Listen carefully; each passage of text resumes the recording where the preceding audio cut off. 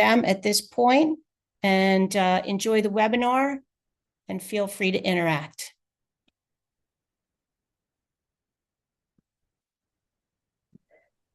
Well, hello, everybody. Welcome. Brett and I are sitting next to each other, so this might seem like I might turn to him and be not looking at you. So sorry if it gets a little weird, but I'm Nicole. I'm going to share my screen in a second. Let Brett kind of talk for while I get this open here and shared. Yeah, and if as we're talking, we're not looking into the computer, it's because we also have our basement TV up so that we can see the chat and everything going as well. So if I forget to look down at my camera, I apologize.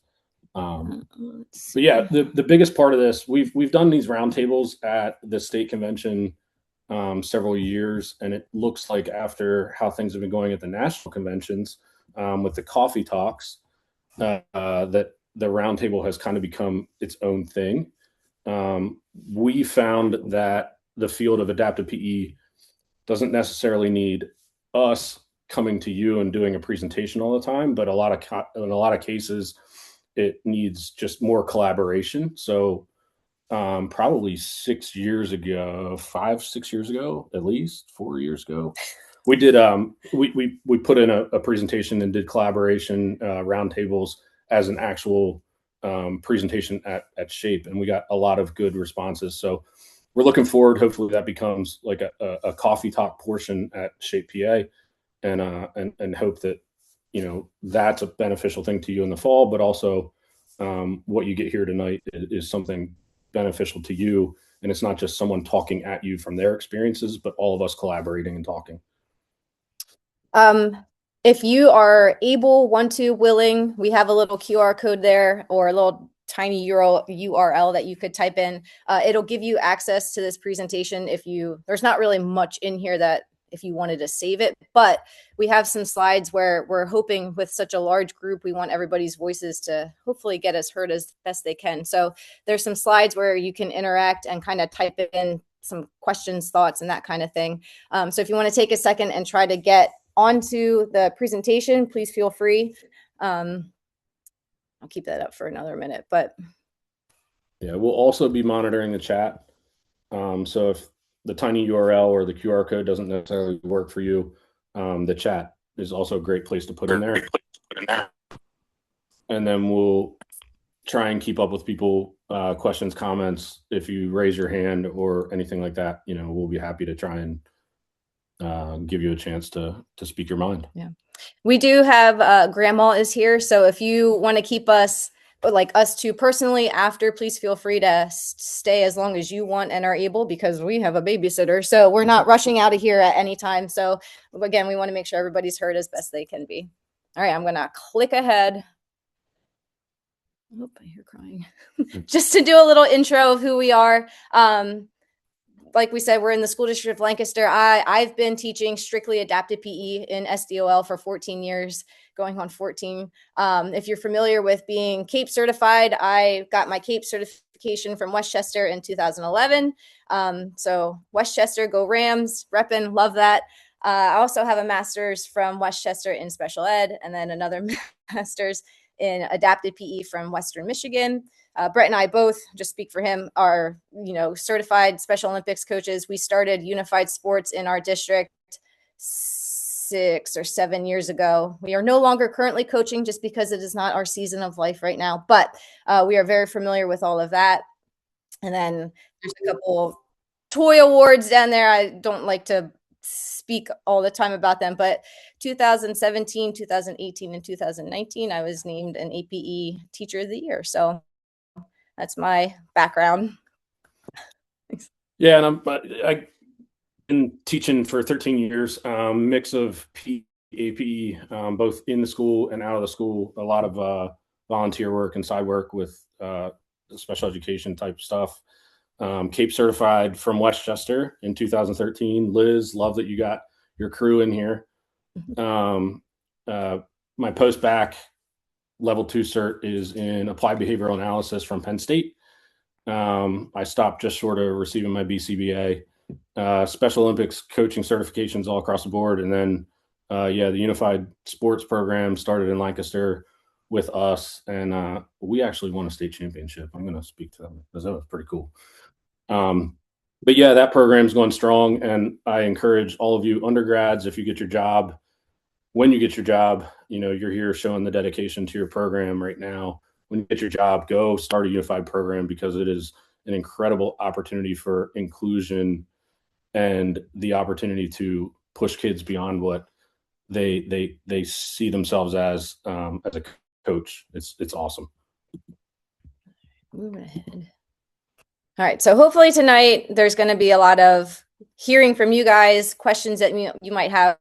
We appreciate those that got the link and were able to answer kind of the little poll of like what you want to see and discuss tonight, whether it was current trends, inclusion, just equipment in general. There was honestly, within the responses we got, we are from A to Z. So we're going to try to condense that as best we can and kind of narrow down in a couple key areas. For those of you that are into the PowerPoint, there will be a section where you can type in some more specific questions or thoughts.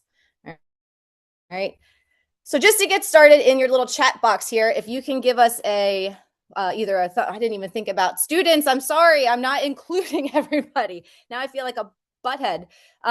If you're general PE, you can give a thumbs up, general PE, and also teaching APE, you can give a heart. If you're strictly APE, we'll give you a little clap. We're just trying to see what range of folks we have here. If you're anything else, if you're here as a student, find a cool emoji to send us. If you're administration of some kind, professor, we're all over. Love it. See a couple strictly APE. See some general with APE. Outstanding. And we have some out-of-staters too. So welcome. Thanks for joining a PA webinar. All right. So this, if you have logged into Canva, which is going to hope that this works for the best. If not, then we'll just chat. But if you're logged in, this is where you'll be able to kind of go into each section. This is a whiteboard. So like, for example, if you have questions about inclusion or comments, anything like that, we're going to just take a couple minutes and you can kind of pop into those areas. If you did not get the link, I can put it in the discussion box. But if this doesn't work, then we'll just start old school and raising hands and just start from, the basics of like, somebody start us off with what you're thinking. Link again. Oh, yes. Thanks, Brett.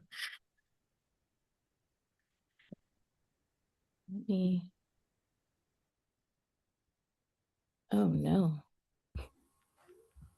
Give me the code. Put it in the chat. Can you go? I have it here. There, I think I got it. Did that come through? All right, so the tiny URL is in the chat. If you click on that, I think that should work. Yes.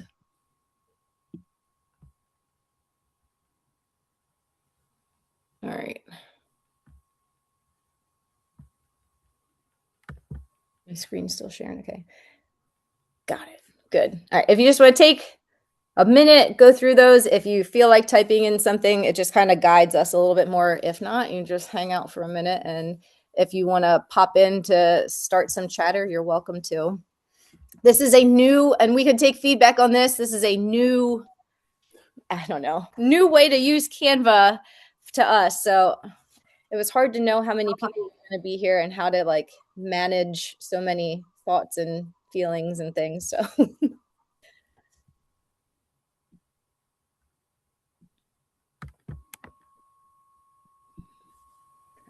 if anybody has put anything into that Canva,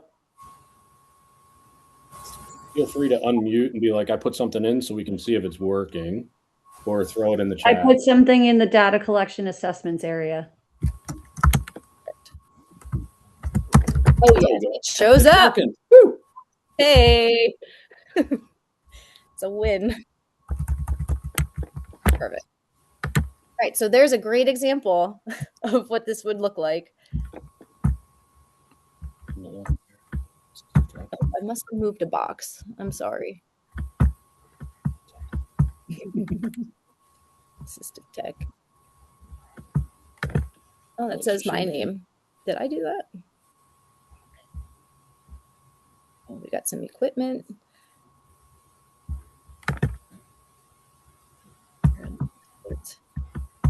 Oh, I'm getting more here. All right. We'll take about 30 more seconds and then we'll just kind of keep moving. APE Cape for decades. Attended Westchester. It was the State Teachers College. The first Cape certification. Wow, that's fun. Cheers to you. All right. It was a in-depth program, let me tell you. All right. I think this should stay live as we continue. I keep moving stuff. Oh, okay. Because they all have. That's right. All right. We'll just start off with some inclusion chatter. I don't know if there was much in that little box, or anything. Did anybody have anything that they wanted to talk to about for inclusion? Any questions? People will keep going. What comments? The other stickies.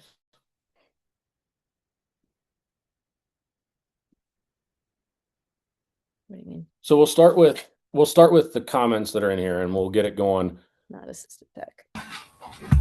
And if you want to Where'd it go? I'll go back to the data. I can't see.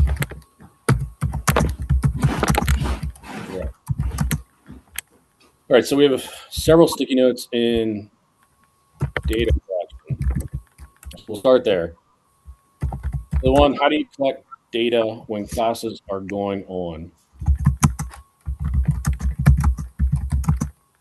All right.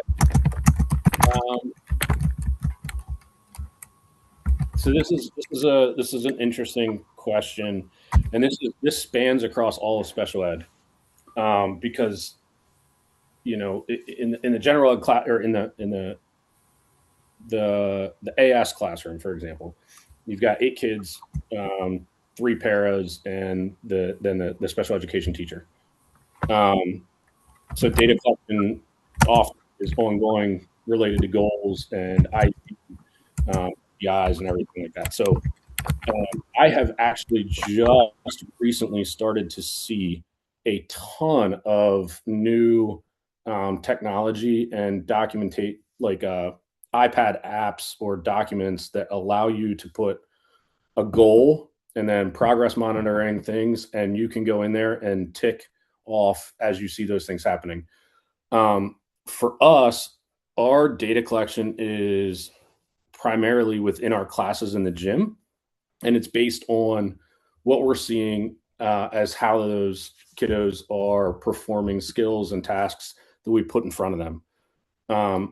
It's a deep dive that we're taking currently, and I would encourage all of you to look at some of that stuff that's up and coming. I was anti-TikTok for a long time, but what I'm seeing is there's a lot of educators and special educators using it for good versus where I thought it was just like some mindless scrolling thing,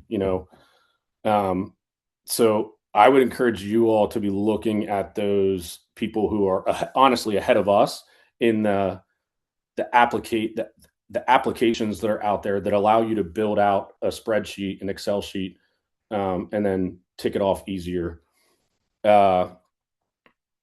As classes are going on, oftentimes for me, it's not very easy for me to have an iPad in my hands or a computer at my side to be making those notes. One thing I will say is, as Nicole and I guess we should rewind here. So we travel school to school. So there may be a day where we're at 7 different schools and we're driving to one school, doing a class at the start of the day, packing up all our stuff, throwing it in a vehicle, going to another school, or throwing stuff in a closet and storing it for the next day and then going to another school. What I do try and do is, if I have the time when I get to a school, I take some notes. about, what went on. And that's the biggest part of my data collection. But again, I would I would love to see more feedback from that. And that's something that we have discussed about bringing to the convention in the fall, because it is such a nuanced thing, and it's very tough with PE being so hands-on, and not being able to have an iPad at your side or a clipboard at your side all the time. You have some questions popping in. Do you have the name of the app or the program that you're referencing? I don't, but most of what it looked like was almost like a teachers pay teachers platform, where a special ed teacher has designed something in like a Google Excel sheet and said, hey, this is what I use in my classroom and you can purchase it here, which is currently why I don't have it, because it's something that I can build myself. But I think that Excel sheet on an iPad is probably going to be the closest thing that we can get to, with being convenient and like right there at our fingertips. However, during the class, it does present some challenges if you're like us, where you're very hands-on and you're moving throughout the class quite a bit. Someone said Able Space is a good application to use. I'm not familiar with that one. Thank you for sharing. Nice. We're gonna keep that in the back of our brain. If anybody else has resources or things that you're doing, this is not just Brett and Nicole chatting. So please feel free to just unmute and chime in. Yeah, Nikki, do you want to speak to that? Do you use that? I'm curious.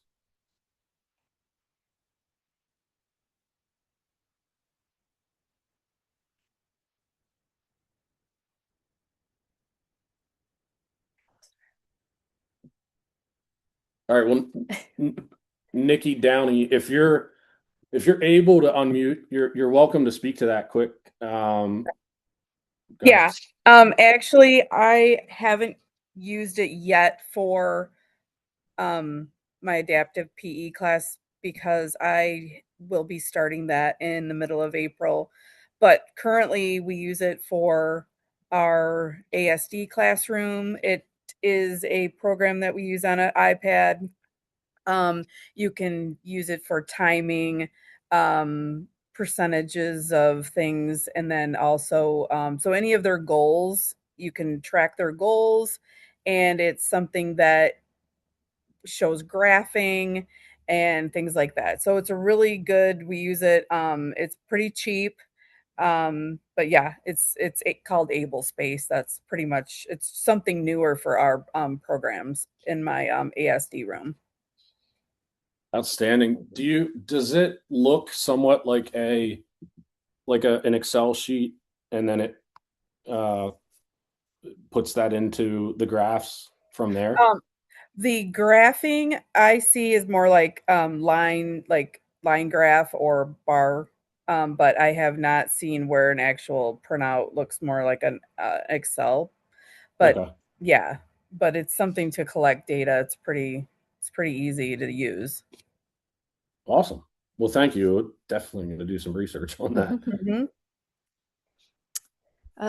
We have grading within APE services. Now, for us in our classes, we don't really, or no one's really giving grades. I don't know if there's somebody on here that is giving grades that could speak to the process that you're using. So our APE classes are more goal oriented, and Jennifer, I see a hand or a clap. I can just really quick. So I teach K1 adapted. I have ABA classes, 811s, and we have, and this was there before I became adapted. Ours are pass fail. So obviously they're all passing. But the two key points for them, it says participates with assistance. So that's where they get their grade, they pass. And then it says participates individually. So that one we just put NA for it. But that's what I have to do, at least at the K1 level. So I'm hoping, because I have 5 more years before retirement, that I'm hoping to be able to either fix that for the grading system to be a little bit more detailed, even though still they're going to pass, but at least maybe do it more towards their like IEP goals, and be able to do that a little bit more. Well, and this might be a little bit of a sticky subject too, in my opinion and my training and understanding, right? Like our adaptive PE classes aren't necessarily grade based, right? We're looking at, are we moving forward in progress on a specific goal? Are we getting some sort of an understanding of life skill or a physical activity that we're building on that the students can leave our classroom then and go and participate with a family member or with other peers? And are we building up those goals and the progress on those things, right? So to me, grades aren't in this situation in adaptive PE. Grades are not necessarily something that I like focus on. It's more about, are we building something in a situation that we can make a child show up at a family picnic and there is some way that their parent can help them be incorporated or included in the family game of volleyball, right? Is there something that we can do when, the family goes somewhere and there's kids at a park playing wiffle ball? Can we give them a tool? Can we set the kids up to be successful and have some sort of an idea of how they can be included in those situations? There was a question, might you give grades, Diane, might you give grades in unified PE to the general PE students? I would say absolutely. And we don't have unified PE yet in the school district of Lancaster. Yeah. Hopefully someday. It is something that we have a class at the high school that is almost perfectly set up for that. It's just not built into the schedule yet. It's something that Nicole and I have been advocating for because there's so many students coming out from our life skills classes into that period that it's almost not inclusion anymore. It's more of a reverse inclusion model, but it's not viewed that way. So it's not students from the general education program selecting to be a unified partner in PE. Would we love to see that happen? 100%. We are advocating for that. It's just getting that process through a district with 3,000 or how many thousands of students. It's a lot. But yes, we have unified track and field, but not a unified PE class, to answer your question, Diane. One day we'll get there. Were there any other questions or comments for data assessments? We already read that one. Jim, I see you on here. While Nicole looks at other things, for those of you, Jim Oscareggi and his wife are APE teachers in the Westchester School District, I think. Jim? Yeah, I'm in Westchester, and my wife's at Cades in Swarthmore. Right. But you put in the chat here, you can talk about inclusion in bocce. So yes, share. Well, yeah, what our district is doing, we started it. Well, we have a couple things that I want to mention from our school district. So with unified bocce it kind of exploded in PA. I mean, when they first started unified bocce about 4 or 5 years ago, 5-6 years ago. It was at the high schools, and there was maybe about 12 teams. Now, do you guys at Lancaster have a unified bocce team yet? Not yet. I think it's in the works though for hopefully next year. You do have track and field though, and we also have track and field in Westchester School District. But all 3 high schools have a unified bocce team, and I want to say there's at least 20 or maybe 18 teams in the eastern part of Pennsylvania. I'm not sure about the western part, but there's got to be close to probably 30 teams in Pennsylvania right now for unified bocce.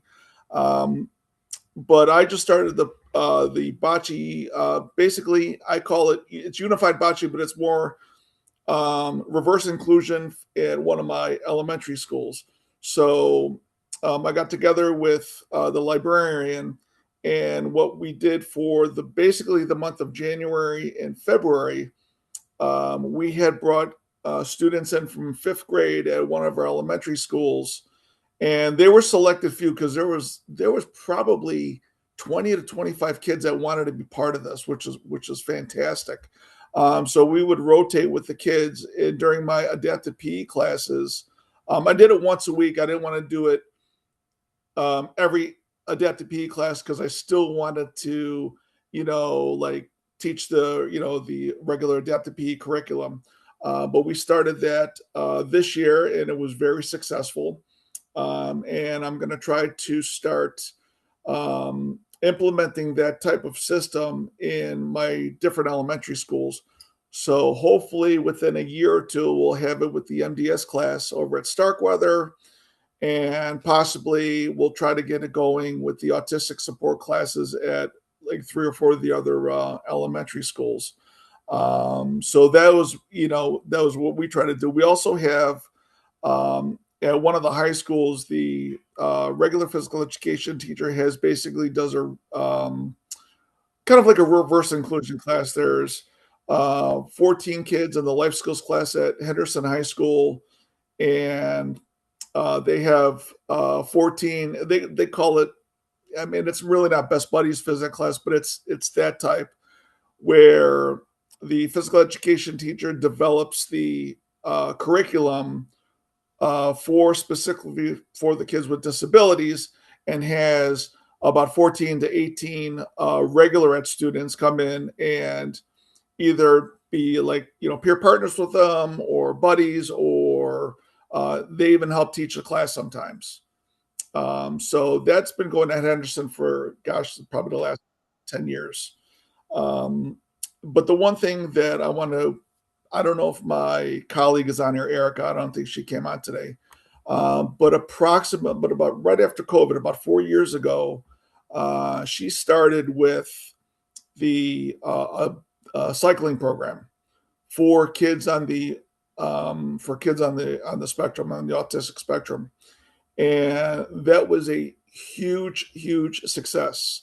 And I was there like the first year we did a kind of like they called it the bubble bike parade. So she had the kids K-5 in the autistic sport classes that she taught how to ride bikes. They did a parade, and they did basically laps around the blacktop in one of the schools.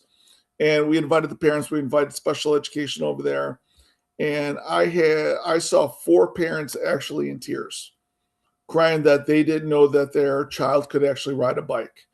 And if you want to talk about, my opinion, want to talk about inclusion, if you guys could start that program. Now I started doing it with the MDS class and with my life skills class at one of my elementary schools. But it was just a phenomenal program that we started in Westchester, and I was like so happy. I was actually kind of actually kind of leery of it. I wasn't sure that it was going to work, but when it did work, it just exploded. So that is something that I would recommend if you're teaching adaptive physical education. You want a new idea, start with a cycling program at the elementary schools. Believe me, it works out very well. That's awesome. Thank you for sharing. Now, did you guys get bikes through a grant or anything like that? Was it a certain program that you started with, or just what you had? That was a little, yeah, that was a little tough to go through special education and get all those, and get some grants and get some donations. We got a lot of a donation of bikes. So after she taught it in the elementary schools, the middle school where she also works at, Erica also works at, she started doing the bikes in the middle schools. And then this past year, those kids that we started in like fifth grade are now in high school, and I started that program with them. I kept the program going, and now they're riding bikes at the high school. We're riding around the track, we're riding around the parking lot. Obviously, I have all the paraprofessionals and helpers and staff, making sure no cars come out of the parking lot. But yeah, we're continuing that program at the high school. Nice. Jim, that's awesome. We have a biking program, and the response that we've gotten both from paras and from staff and from parents has been incredible. I want to mention with this too. I don't know how many groups have a rollerblading unit at their schools, but Nicole, I got to shout her out. She did something really awesome the other week. Found out that one of the general PE teachers that had a student that she consults for was going to be starting a rollerblading unit, and the student just happened to have an IEP meeting coming up.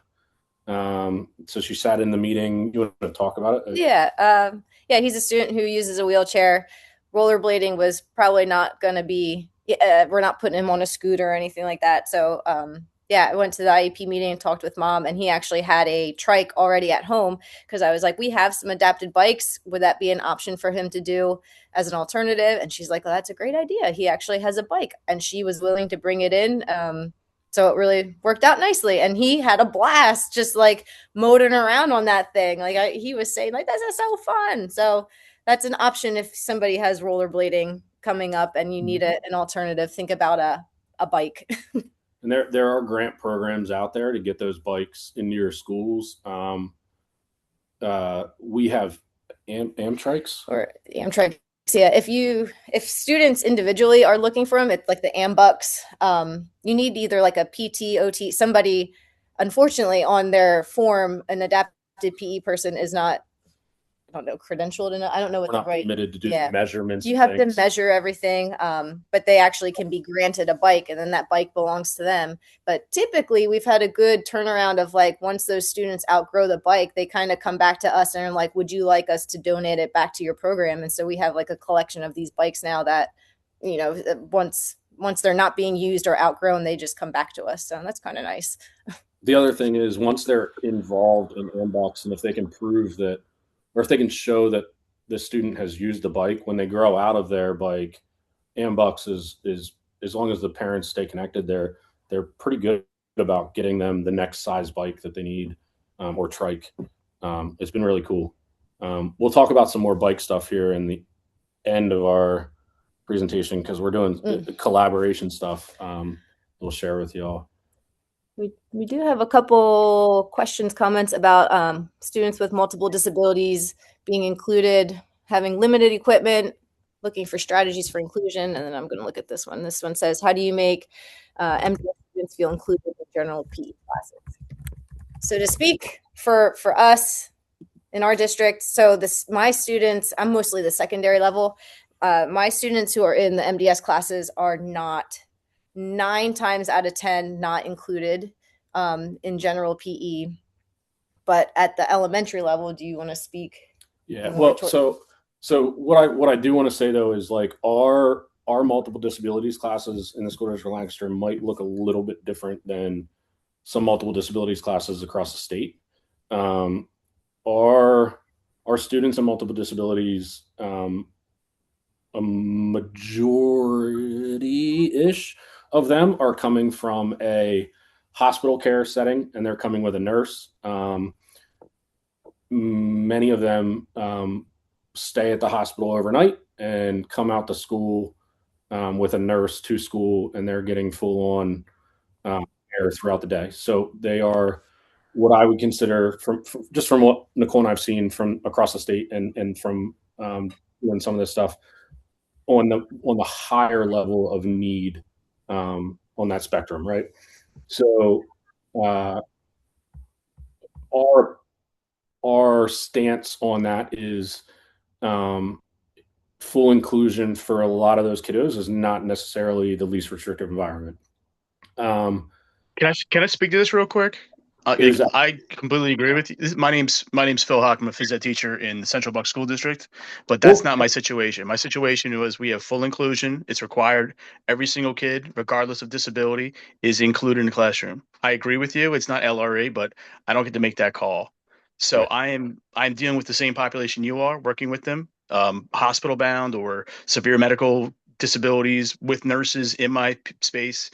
I may have 3 to 5 students, all with caregivers, with the regular population trying to play every single activity and game, and their goal is ultimately just I guess just to be socialization is the way I was told it was supposed to be, but it's just not the easiest situation to manage. So I was wondering, with limited equipment, with trying to keep those kids safe from getting hit with objects all the time, like I'm trying to do a lacrosse unit, I'm trying to do a basketball unit, like who would be a good resource? I don't want to take up the whole presentation here because I could be with you guys for an hour talking about this. What would be a good resource? Who could I talk to for ideas? Because I'm not struggling, but I'm making accommodations, modifications, but I have the same concern you do.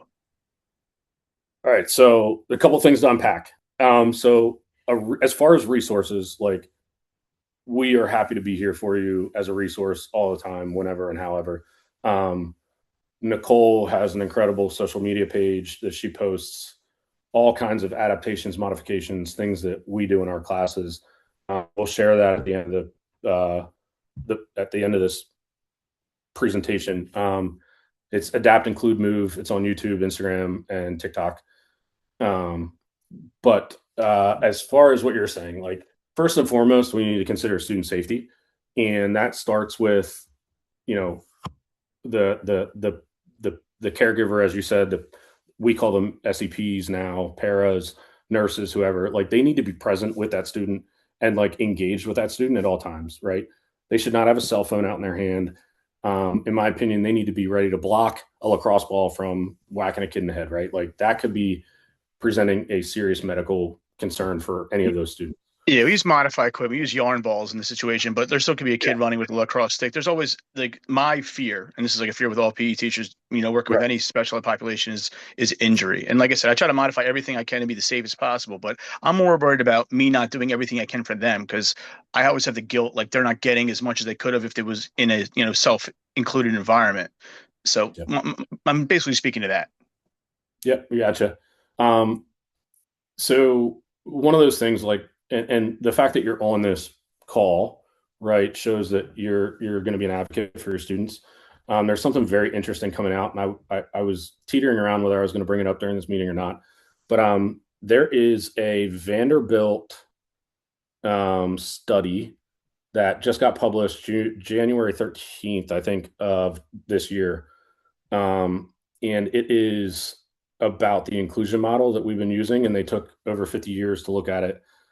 50 years of data to look at it, and they're showing that that model that has been pushed across the U.S. may not be benefiting students the way it's been presented to. If you're going to be talking to your district or your supervisors or whatever about full inclusion, that is something that I would deep dive into and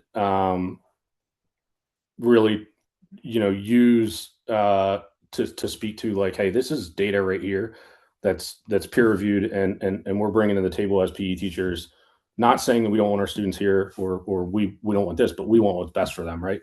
I can share that with you then. I can share that with you. I just paid $15 and downloaded this study the other day. But with that, right, it's never it's not going to look the same. Yeah, sorry to hit you with a hard one early on. Apologies. No, it's not, because this is a field we live in, and it's very much like when Nicole and I build things out, and we're using a lot of assistive technology and switches and things. I have a group that I work with in the actual hospital that have peer buddies that come out. It's almost like a buddy program. But when they come out and they're using a switch, like I explain to my students that reaching for one of their buddies to reach for a switch and engage that switch is as much potentially or more work than what they put into their 45-minute general PE class, right? Like that movement for them, that motor planning, that ability to pick their hand up, reach the switch and engage it is something that's a huge success for us, right? To people that aren't in our field, it may not look like something that's that big of a deal, but like that is a huge win. As far as helping you come up with ideas and stuff, I go back to jump on that social media accounts. There's a lot of groups on Facebook. Adaptive PE Specialists has a lot of different ideas, but we can definitely share out some things we're doing, and maybe it can help you get some ideas and like build out some lessons that would, engage those students more for you. We'd be happy to do that. And then come to Shape PA next fall and get your hands on some stuff, because we're going to bring a whole trailer load of stuff and let it get hands on. Yeah, I'm planning on going. Yeah, absolutely. Awesome. Yeah, Mr. Hockman, if you, I know my wife posted in the chat, posted her email in chat, but she would be a great resource for modification, especially with kids with multiple disabilities.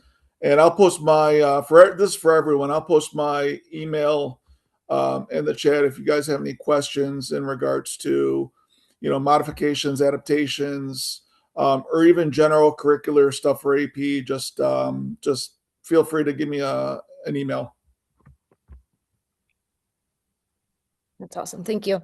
I do see a question back there. Do your parents want their kids in general PE, or is an administrator making that decision? It should be an IEP team decision.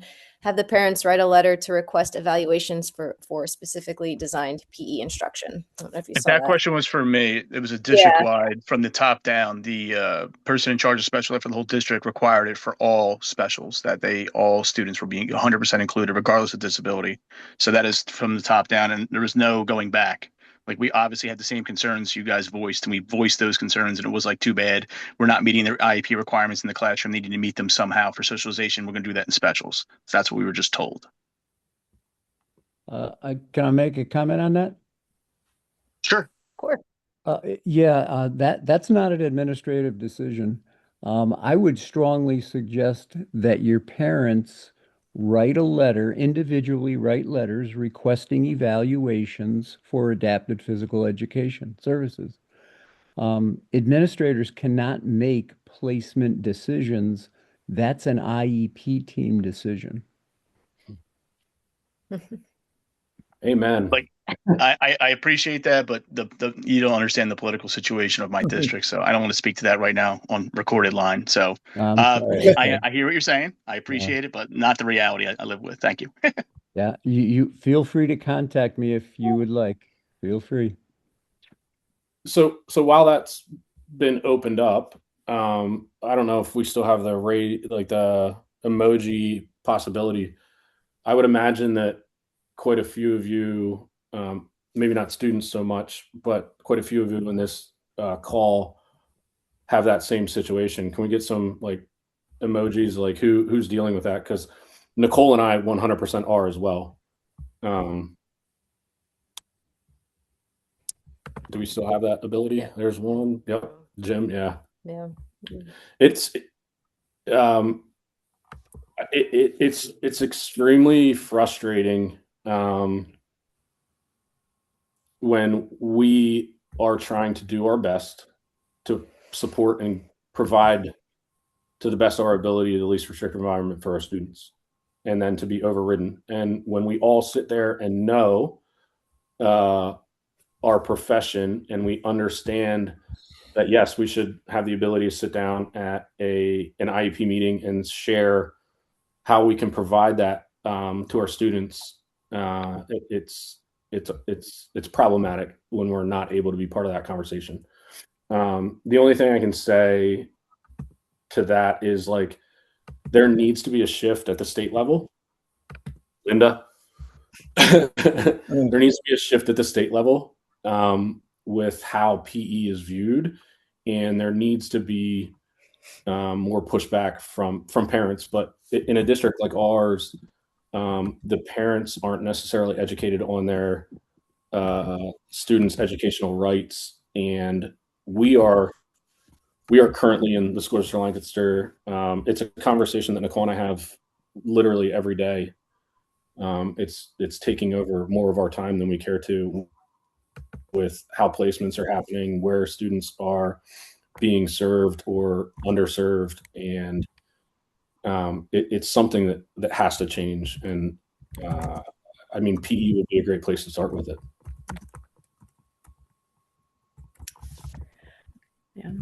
I don't know if there's a true time ending to this. Is it over it? Like we said, Brett and I are happy to stay on longer. What time is it? It's 7:55. Is there a There's hard so stop, many Linda, or rabbit Dawn? holes.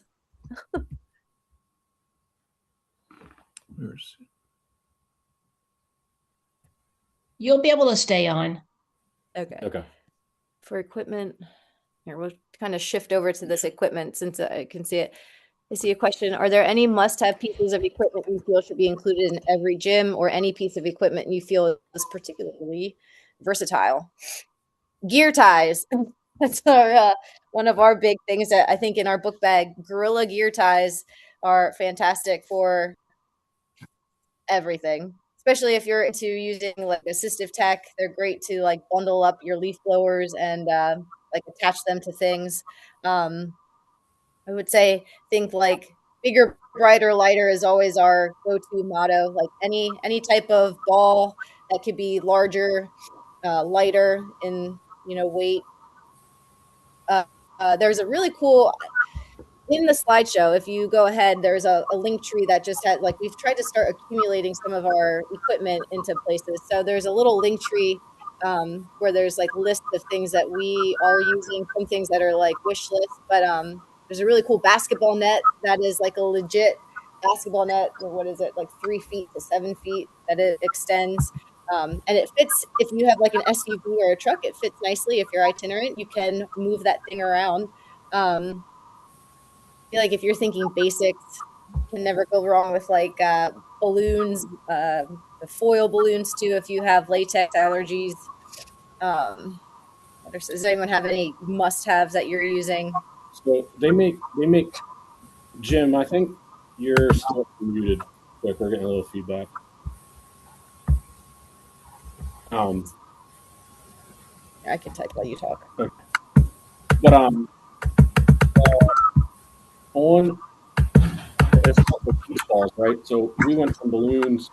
I use a lot of beach balls now for different things, but the beach balls, if you're doing a basketball unit, you can find a beach ball that is a basketball, and it's the same light.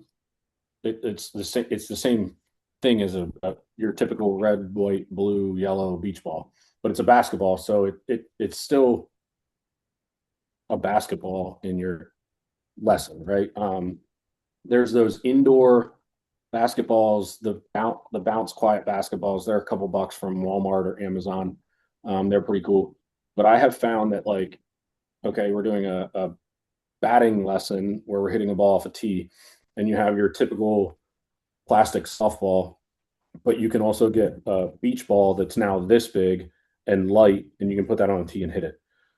Those are some like real simple equipment accommodations or modifications that like aren't, I don't know, they weren't a thought coming out of college until it was like, oh well, yeah, I was using a beach ball, but now it's actually a baseball shaped beach or beach ball colored baseball. So those types of things, a bigger bat, all of that stuff is right there.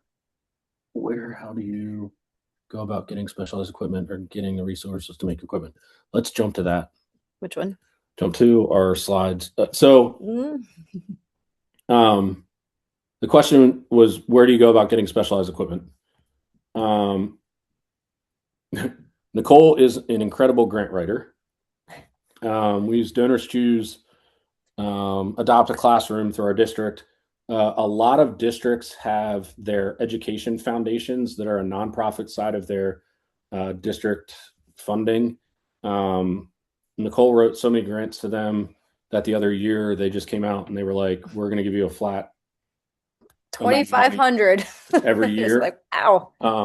That didn't happen this year with the budget cuts, but that's been incredible for us. The other thing that we do, we spend a ton of time hitting up Goodwills and thrift stores. For our MDS classes,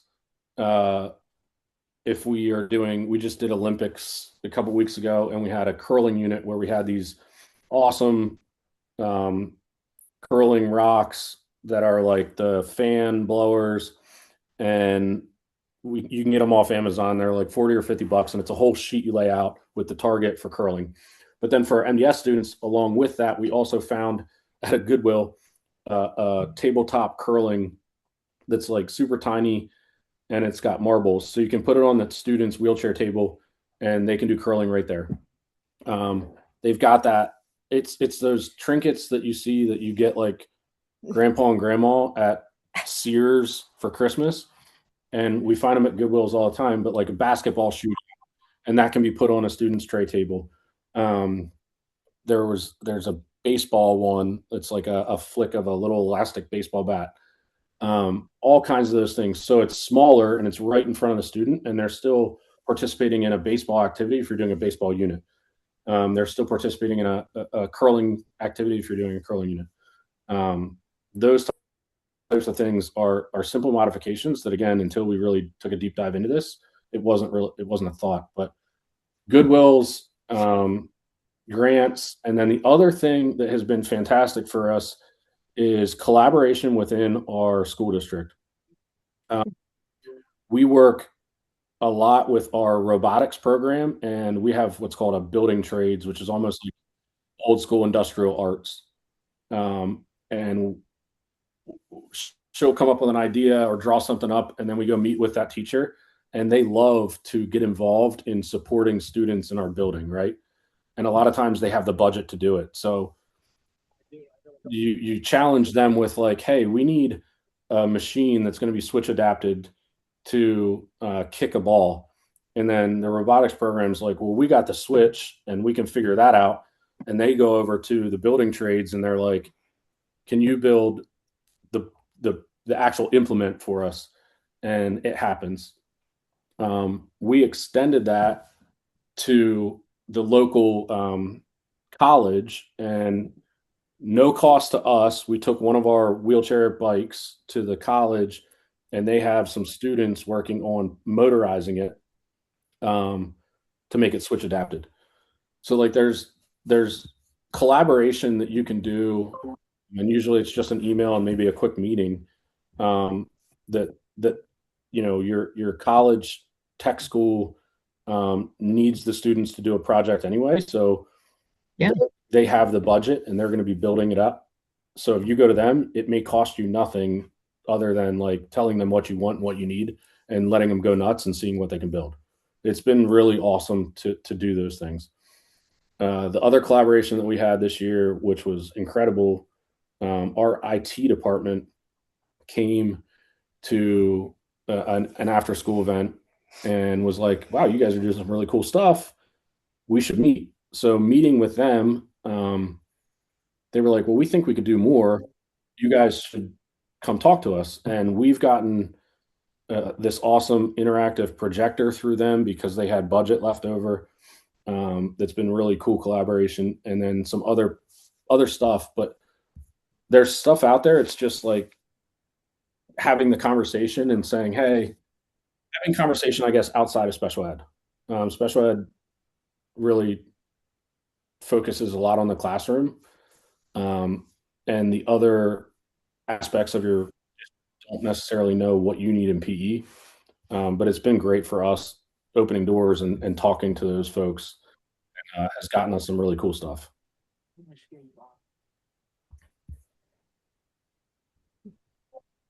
We need to. Do you have a curriculum you follow? Oh, that's a great question. You want to talk to that? I guess we don't have like an adapted PE curriculum. We just follow our regular PE curriculum and adapt that. I feel like we get asked that a lot, and sometimes people are like, "Well, what activities do you do?" Like and I'm like, I just do kind of what general PE is doing, but you just adapt it and modify it. I don't know if anybody really has an adapted curriculum, if anybody's on here that is using something like that, but here in Lancaster we just teach the general PE curriculum and make the modifications right to that. Well, it shouldn't necessarily be an adapted curriculum. Well, and I feel like it's a so curriculum that you are adapting. Yeah. I mean, yeah. I mean, it's not it's a question that we get asked all the time, but kind of our stance on it is like, well, you have a curriculum, make the modifications to the individual needs. Yeah. Equipment for students with multiple disabilities. If you are teaching students with multiple disabilities and you're not using like switches or power links, any of that stuff, then I would start looking into like the assistive technology side of things, and it can get a little costly. But that's where all these grants and things come in. And if your district allows you to do a donor's choose, you can get started with a donor's choose for a couple $100 because Amazon is one of like the vendors on donor's choose. And you can get like the power link, a basic switch, a leaf blower, like a bundle of those things for, I don't know, like $400 or so. So that would be where I would think to start first. If you downloaded this presentation, we do have like a slideshow that we did on assistive tech in here, because I know sometimes that could be its own 5-hour thing. And it's truly like it's become a really fun passion of ours. So we're happy to always help out with that avenue too. I know it's getting late. If you have to hop off, please feel free.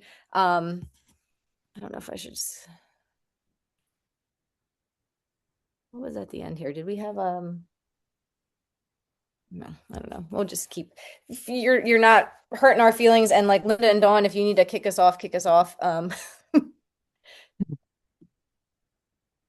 If anybody wants to unmute and ask questions or throw things our way, have at it. Long ago. Oh, we got things on there.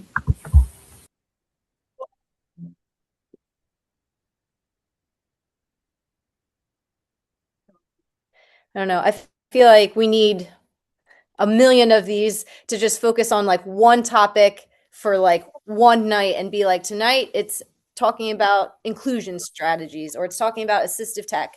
So Shape PA, you can maybe these need to be like a monthly meeting. But for anybody who's still on here, I'm just going to scroll ahead. This is too far.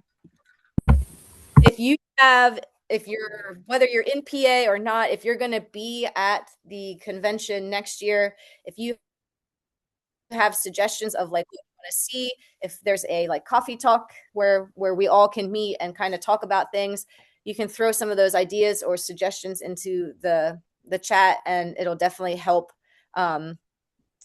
conference planning team and your folks on the PA committee kind of direct where the APE discussions go. So if you have any feedback on that, let us know. If you want to add your email address, I think this is still to this little link, I can start gathering things. And if you just want to be put onto like an email thread or something where we can share out ideas, you can scan that and throw your information in there. I'm going to click ahead.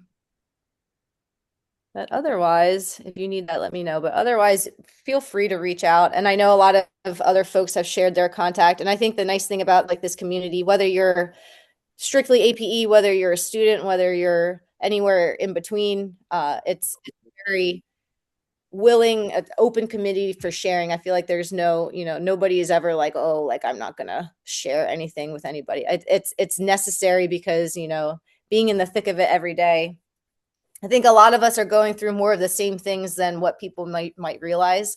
So sometimes even just being able to know that like you have somebody that sees it the way you're seeing it, it's kind of like, man, it's kind of crappy to be in this situation, but at least I know I'm not the only one kind of dealing with it that way, and then kind of go from there to brainstorm together. But you're always welcome. If you're in PA and you want to come to Lancaster and observe or check out our classes, feel free. Especially like I speak pretty highly of like our multiple disability classes, because like with the assistive tech stuff, I know it's still a very new and up and coming thing. And sometimes it seems overwhelming to kind of know where to get started or what that looks like.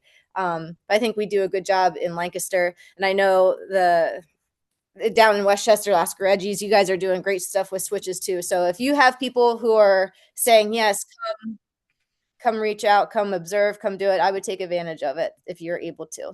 So I don't know.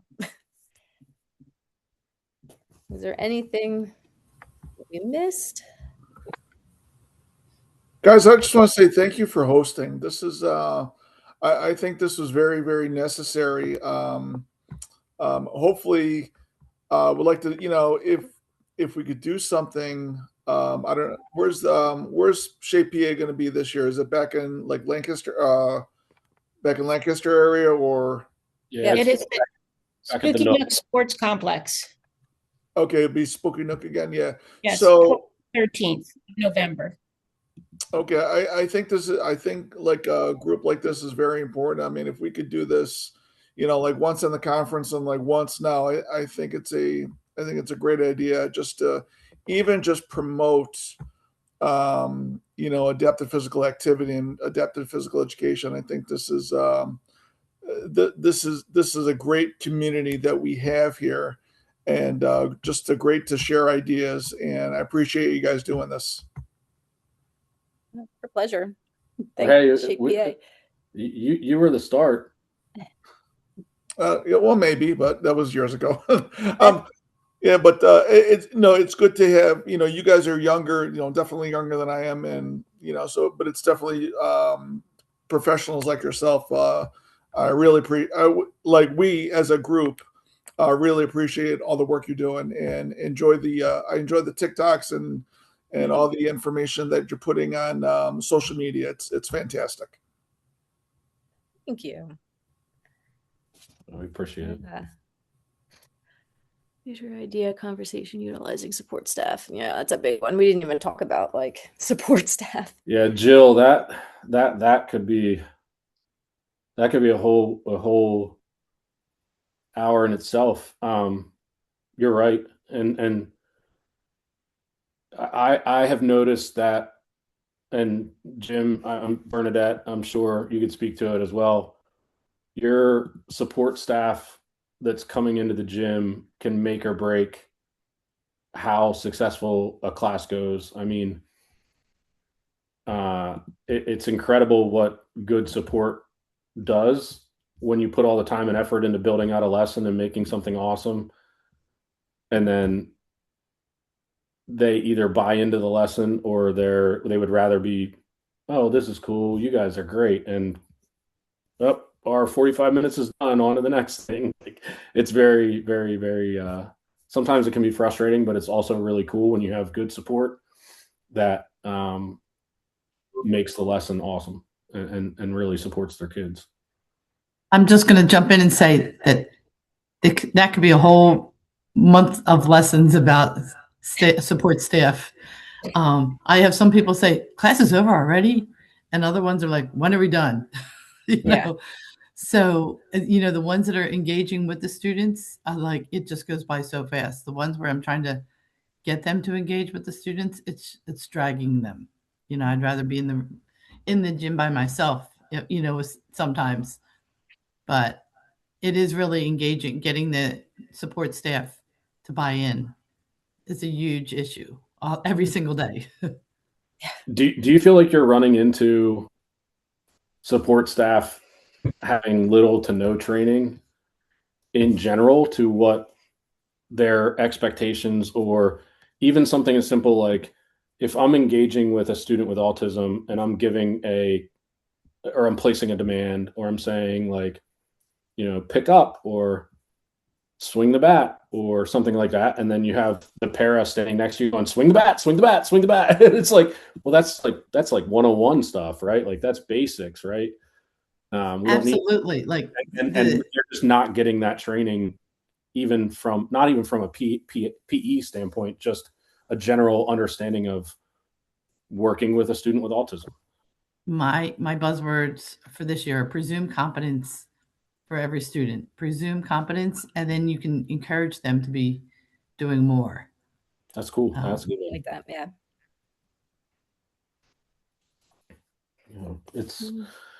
There's a lot going on in the world of special education.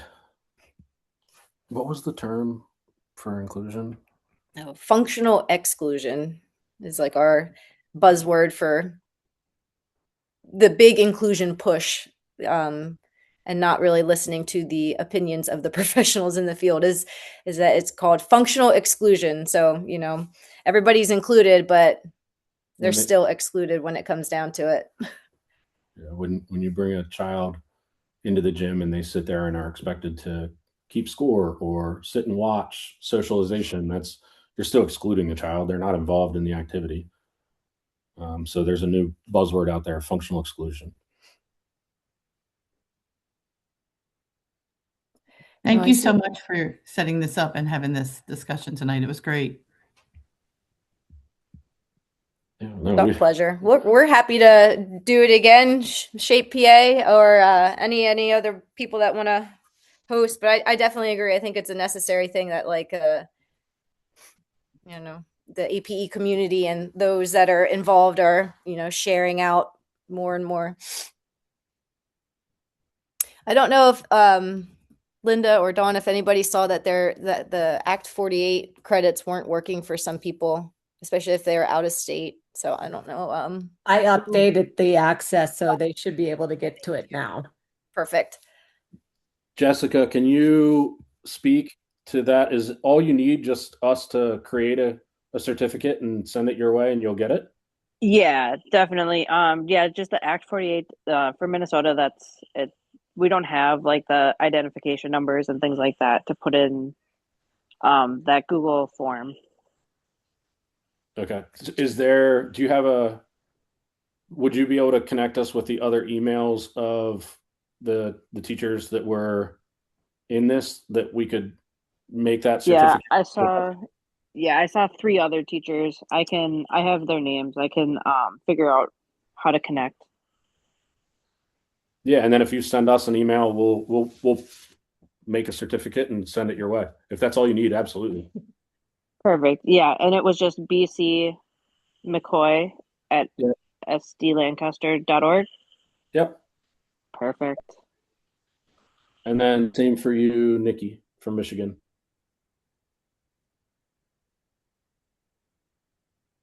Yeah, thank you guys. That was really interesting. I find it really interesting the difference between Minnesota and PA. Like, we have the inclusion issues, but I feel like our legislature, we've had a big push from our PE community to help with the inclusion and improve it. And I think when those steps are taken, it makes a huge difference.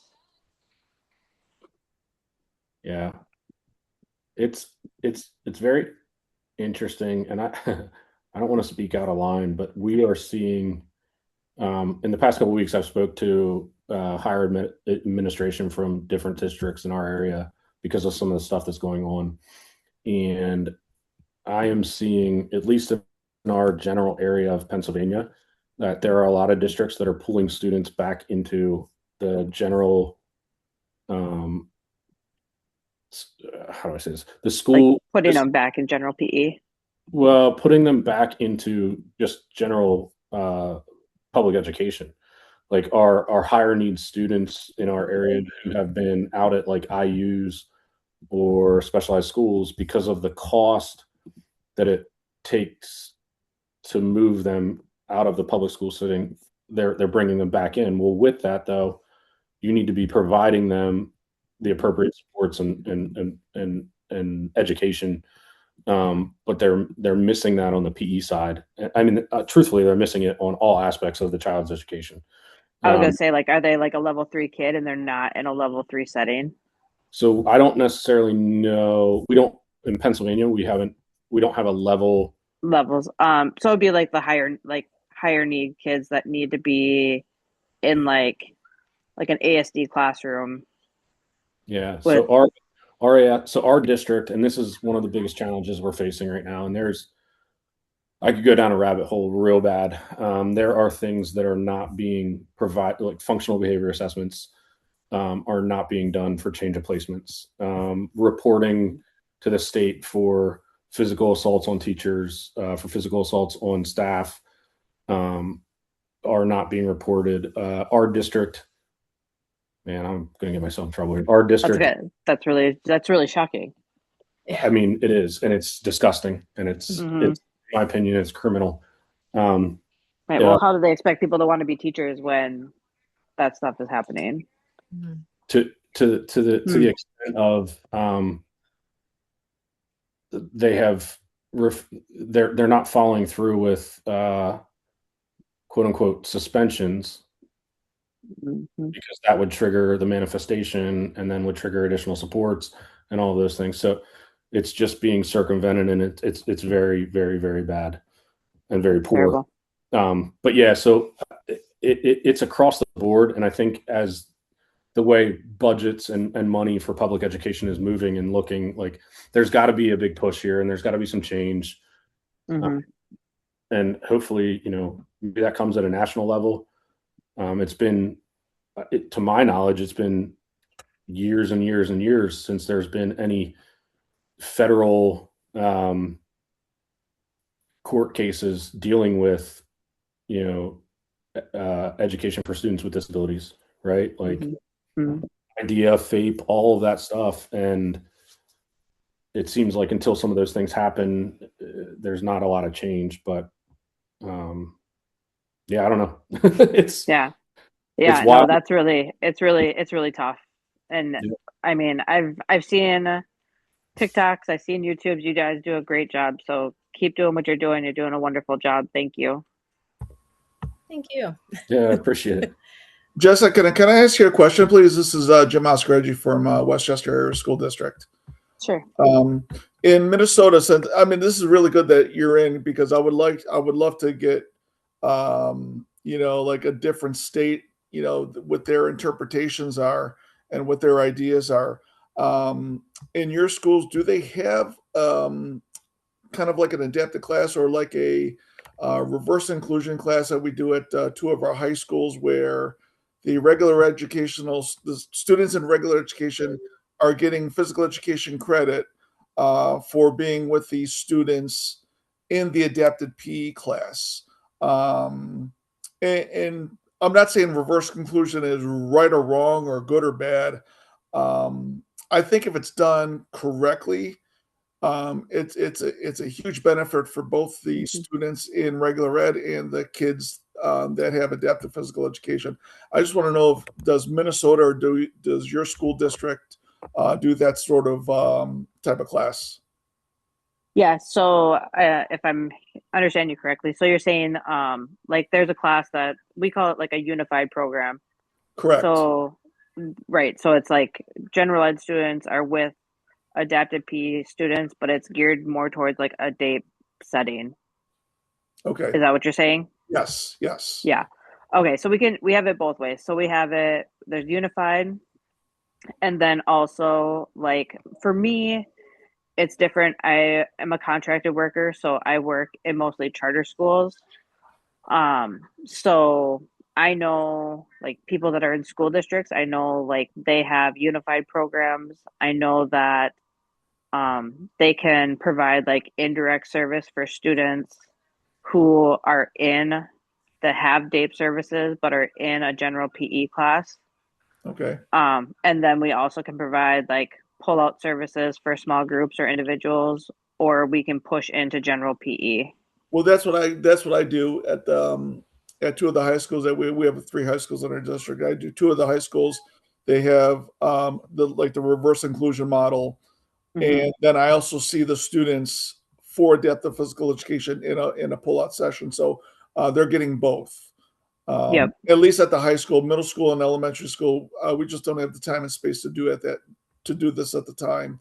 But during my adaptive PE classes at an elementary school, I will get I do work with a couple of third grade teachers that will bring their students in, a couple of their students in with their peers if I ask them to, and if I say, "Hey, can I have 4 students today?" And the parents know, the parents Yep. like or sign off on it.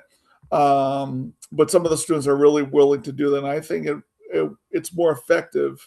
I feel like I'm more effective bringing the kids in with me in regular ed, to bringing the kids in with me to adaptive physical education, than doing the opposite, than pushing in. I think it's more of a benefit for me than pushing in. But but thank you for your information. I appreciate it. Yeah, no problem. Thanks for asking.